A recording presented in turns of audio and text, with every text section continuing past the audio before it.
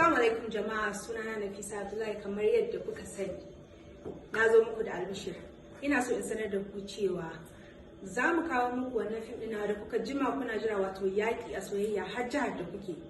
Za mu kawo muku shi Maiduguri, za mu kawo muku shi Katsina, za mu kawo muku shi Bauchi, za mu kawo muku shi Taraba, za mu kawo muku shi Abuja, za mu kawo muku Birnin Kebbi, za mu kawo muku Yola.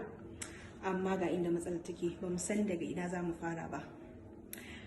Ba mu san daga ina za mu fara nuna shi ba. So ga solution, sauka ƙasar comment section ɗina, ka ambaci sunan jihar da kake. Nan da kwana uku za mu duba, za mu kirga mu ga wace jiha aka fi ambatan sunanta, sai mu fara daga wajen. Idan an fi ambatan Maiduguri za mu fara kaiwa. Idan Abuja za mu fara kaiwa. In Yola za mu fara kaiwa. In Birnin Kebbi za mu fara kaiwa. Idan Katsina ne, in Bauchi ne, duk haka za mu. Allah ya bada sa. Ƙasan comment section rubuta jihar da kake domin a kawo maka yaƙi a soyayya. Yaƙi a soyayya.